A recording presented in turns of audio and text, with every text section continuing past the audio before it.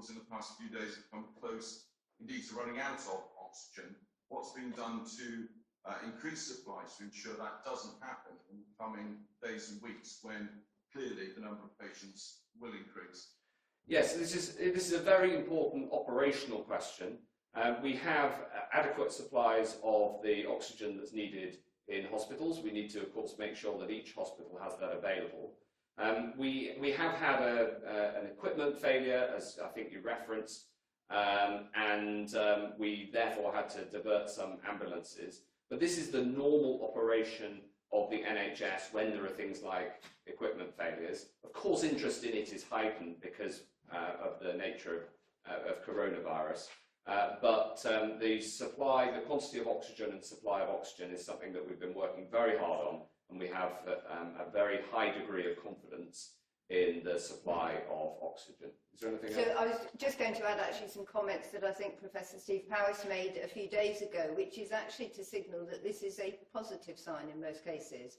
If you have a whole system where it's unusual in the UK where we have a national health service, it means that we have a system of flagging where there are potential risks or problems before they actually become a significant problem. It is a strength of our system that we have these flags going off at regular intervals. And I think his comment back to the questions at the time was, this is a positive thing, we flag them, we deal with them as they arise. But to reinforce what the Secretary of State has said is there is no insufficiency of oxygen.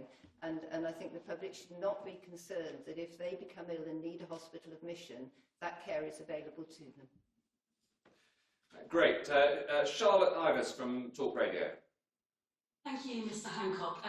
You changed and updated the rules on PPE a few days ago, and I was speaking to a doctor who said before these changes he was moving between treating COVID patients and cancer patients who had compromised immune systems, and he was terrified that he would be deadly to them because he didn't feel it was adequate. So can I ask you, firstly, was he correct to be scared? And if he wasn't correct to be scared, why has something had to change? Well, we've upgraded the guidance. So now, in all instances, it's at or above the levels of protective equipment recommended by the World Health Organization. But we've also upgraded it following more being known about the virus. As we've learned about the science of coronavirus over the last few months, so we will keep upgrading and improving guidance as we learn more about it. So that was the main reason for the changes, to make sure that we reflected the latest that we know about the virus. And I think that the new guidance set out on Thursday has been very widely welcomed. And provides clarity about what protective equipment is needed in which circumstance. And then, of course, we have to deliver, make sure that that protective equipment that is needed, according to the guidance, gets to the front line. Jenny? Yes, so I think just to support that, I don't know the individual case that you are describing, but clearly it wouldn't matter whether you were a cancer patient or a patient in another setting. We want to maintain good infection prevention and control procedures, and the bedrock of that in the UK and throughout the NHS is actually systematic practice. It's one reason why this country is very good. We don't get a lot of nosocomial infection, as in onward spread in healthcare settings, because it is the basics, which we also obviously been teaching the public around good hand and respiratory hygiene in a systematic approach and using PPE carefully, which keeps that at bay. But I think the new guidance, what it has done is it's reinforced the fact that our guidance previously was actually consistent with WHO guidance. It was endorsed. It was reported, I think, back on the 27th by WHO and recognised. But what we're seeing now is a slightly different prevalence of disease, and we've adapted our guidance to manage that. So there's a level of uncertainty and there's a level of protection which is higher in some high-risk procedures. So the areas we're very concerned about from a clinical perspective are what we call aerosol-generating procedures under pressure. So this is where where you get a potential airborne spread, and we want to make sure people have absolutely adequate protection there. And then the other issue is recognising the settings in which people are working. So the most obvious one would be if we went back, say, 4 months, very unlikely anybody in the emergency department would see anybody with COVID-19. Actually now, in some of those settings where it's uncertain for professionals when they're first seeing patients and understanding them, it's important that they have cover in anticipation of what might be a different prevalence of disease. So that's basically, I can give you more detail of the actual equipment, but that's as effectively what we're trying to do. It's covering the changing circumstances. Did you have a follow-up? You put your hand up. Yes, I was just going to ask you, talked about us now knowing more about the disease. So knowing we know now, should we have had these higher levels of protection from the beginning? Were people at risk? Well, the thing is that you can only make decisions based on the information that you have at the time, and we're constantly looking for new information about this disease so that we can improve the guidance that we have and the response that we have to it. So it's the question that we have in government, and that I ask myself every day is: are we doing the right thing now, and what can we change to improve our response for the future? And so you can have a debate about the past, but you have to take decisions on the information that's available at the time.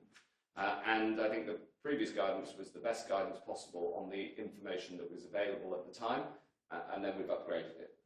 Yeah, so I think to support that, it's not so much, we are obviously learning all the time about the disease, but the basic guidance was entirely appropriate, and as I say, endorsed by WHO, despite, I think, some media reporting about differences.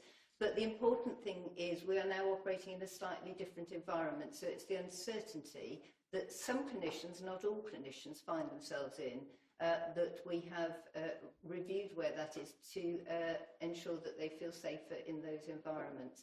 I think there are other opportunities we're learning from. So, for example, where we are finding that you can reuse masks safely, for example, with appropriate cleaning and technology, that's very helpful because, of course, we need to keep in mind that regardless of supplies and advice, the whole world wants personal protective equipment, and it's really important that we all use it appropriately and judiciously, exactly have it in the right places where it's needed, but not be wasting it, so that the people who are working on the front line, whether it be in care homes, domiciliary care, or in the front line of an emergency department, they have the right PPE at the right time for the right clinical risk, and that's what our whole basis of the guidance is based upon. Thanks very much. Jane Merrick. Thank you. How do you square what the Queen says today about the nation's attributes of self-discipline with your warning about having to toughen the restrictions if people don't stop gathering in parks? That's to the Health Secretary.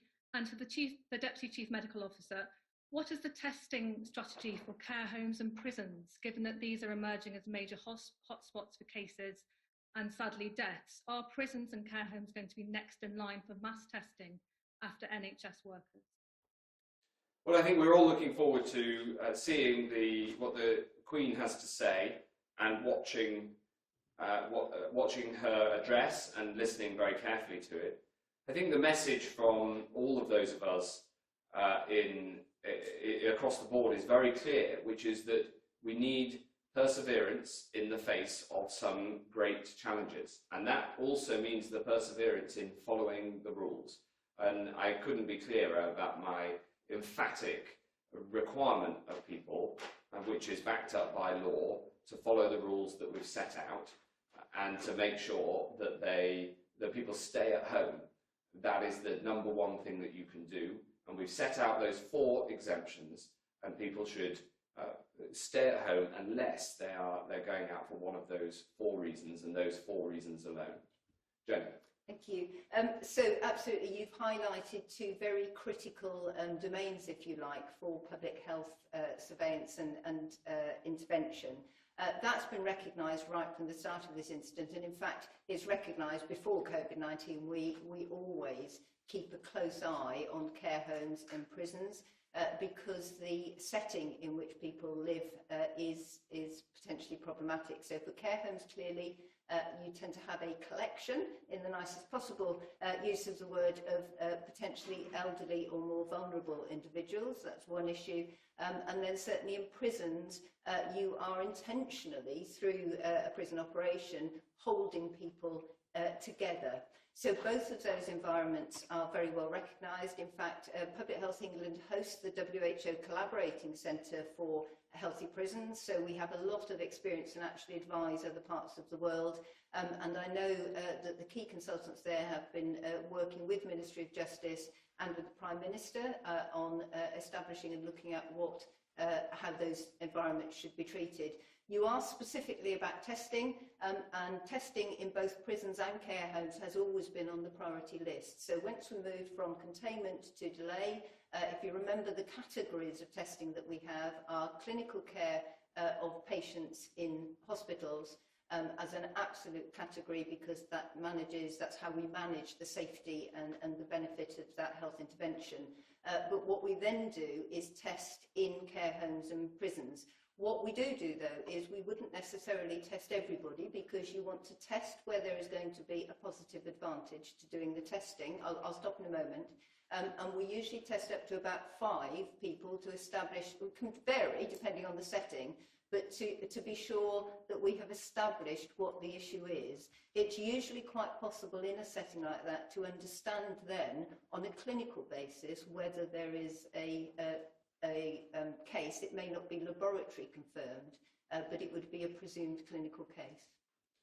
Thanks very much. Jim at the FT. Oh, sorry, you wanted to come back, Jane, sorry. Come back on the question on testing, that you said that they are next in line, but when will that testing take place, given that there are probably lots of people who are very concerned about their relatives in care homes, and also the people who work in care homes and people who work in prison?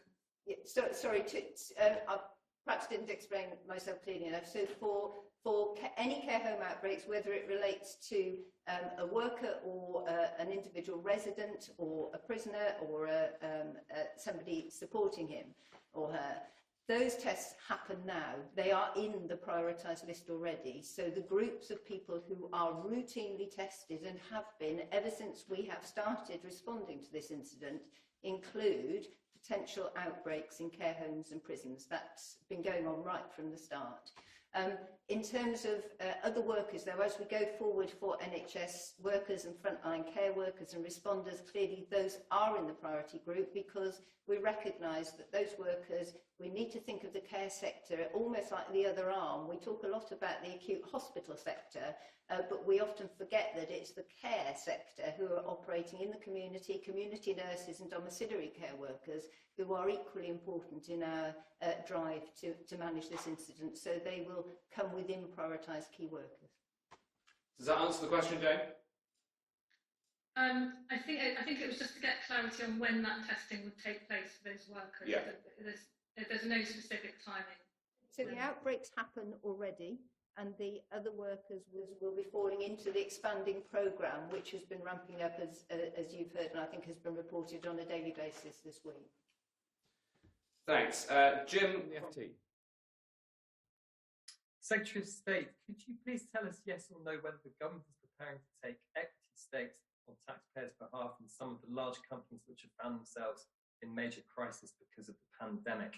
And if so, do you think that Richard Branson's Virgin Atlantic is a worthy recipient of that kind of assistance, given that in 2017, Virgin Care sued your beloved NHS after losing a contract, and given that Sir Richard lives as a tax exile on Necker Island? And a question for Jenny Harries.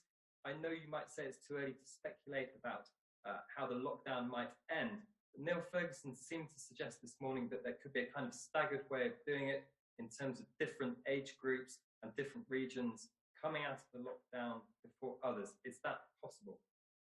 Well, I'm going to not answer the first question, and then Jenny can answer the second one. And my response to the first question is this is an area in which Rishi Sunak has been doing unbelievable work. He's recognised around the world for the first-class response, economic response that we've got here in the UK. And overall, the protection from the protection of workers, protection of self-employed, right across the board, they've taken the right steps, and I think done it with remarkable speed. Of course, there's enormous consequences, economic consequences, for businesses of all sectors of the decisions that we've had to take. And these decisions on social distancing aren't the sorts of decisions anybody would want to take.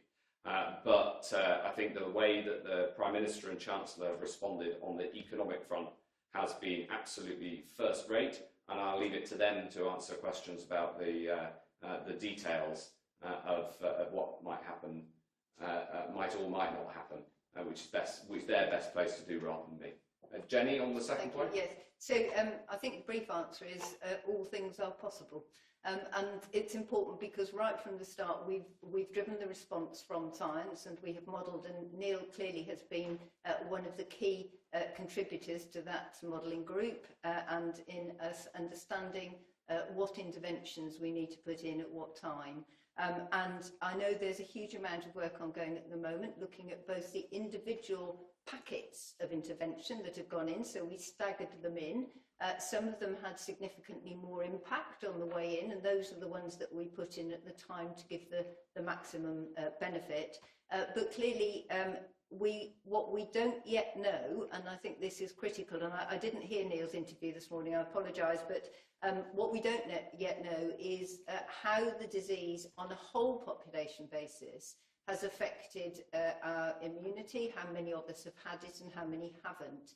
And that is important if we can find that information, because it will give us an understanding then, as he has obviously described by region, for example. So London has had a lot of cases here. If it was found that a large number of people were immune, then it may be that different interventions could come off sooner or later. Equally, if we find that there are areas where there have been less cases prevalent, then we need to be very mindful what would happen if the social interaction levels increased in those particular areas, and what the impact might be. As you would have heard many people say before, the very last thing we want to do is have put in all of this effort with everybody trying to do the right thing, almost everybody across the country, and then find we lift the lid too early and we have a second spike. It will waste the effort that we've put in, and we still need to get over that very first hump, really, of the epidemic curve. And then look at detail. But I can assure you there is a huge amount of work involved in that, and Neil clearly is contributing to it. Thanks, Jim. The next question from Harriet at the PA. Hi. Hi. To the Health Secretary first, many people who have spent the last couple of weeks again and socially distancing themselves will be wondering if it's safe for them to see family if they've also been following the guidance over the weekend. Are they safe to do that? And if not, can you explain that why not, given that surely the chances of them having coronavirus are now very, very small? And to Dr. Harries, we know that the testing isn't showing a true picture of the current spread of the virus. How many people do you estimate have had or currently have coronavirus in the UK? Well, thanks, Harriet. The answer to the first question is really clear, which is that this virus can spread in all sorts of different ways, both from directly respiratory and also through objects and through touching objects that others then touch. And the uncertainty over who has it, especially before they have symptoms, means that the only effective way of bending the curve down is to reduce that social contact. And that's why we came to the conclusions that we did, difficult conclusions, that we have to have such extraordinary social distancing policies in place, and why we took the decision more than a week ago now to flip the basis of those rules from saying you can't do certain things to saying you must stay at home unless you're doing one of a small number of things, 4 things, which we've been absolutely crystal clear about those rules. And the evidence shows that a very high proportion of the public understand those rules, and a very high proportion of the public are following those rules, and we need everybody to be following those rules, and that's why we talk about them so much in the importance of following them. On the other question? So I might just add to the Secretary of State's comments actually on that, because I think sometimes people get slightly confused. They're intermixing, if you like, the phrase family with household. And that's quite an important difference. So in infection control or public health terms, it is a household, which is really important. So for example, if you're a group of students and you've been, you probably will be home with your family in one household now, but previously you might have had 5 students living in a flat under one roof, sharing cooking, bathrooms, all sorts of things. That, in infection control terms, is a household.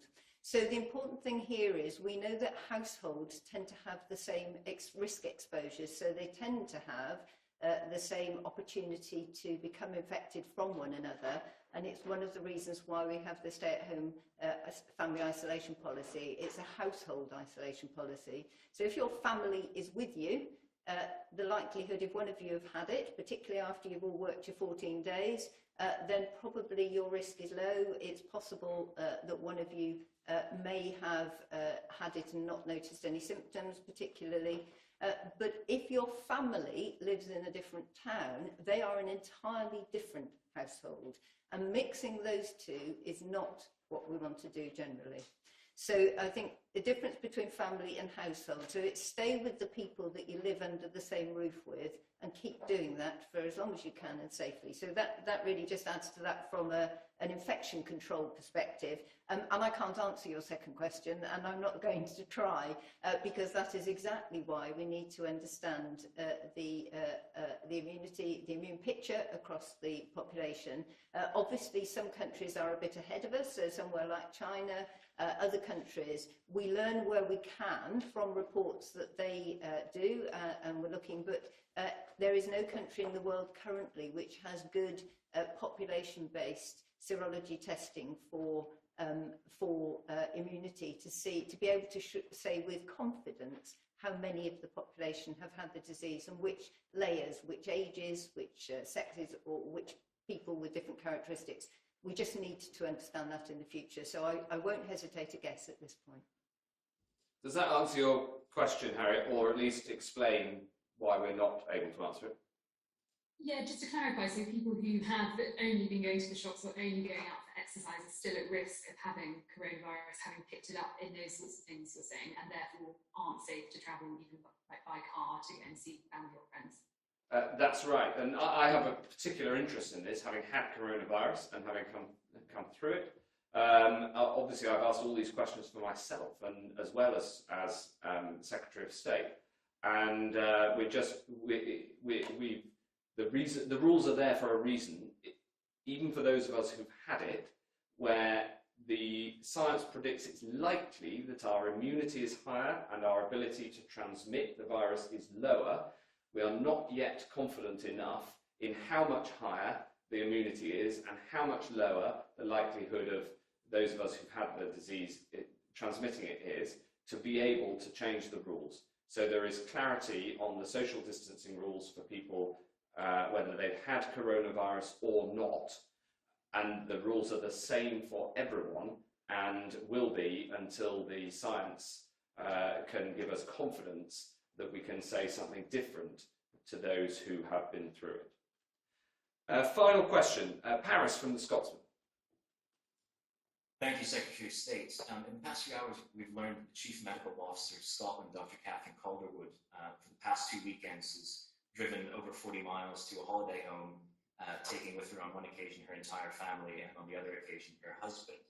How damaging is that to your efforts to convince the public to stay home and save lives? If Dr. Calderwood worked for you, Mr. Hancock, would you have asked her for her resignation?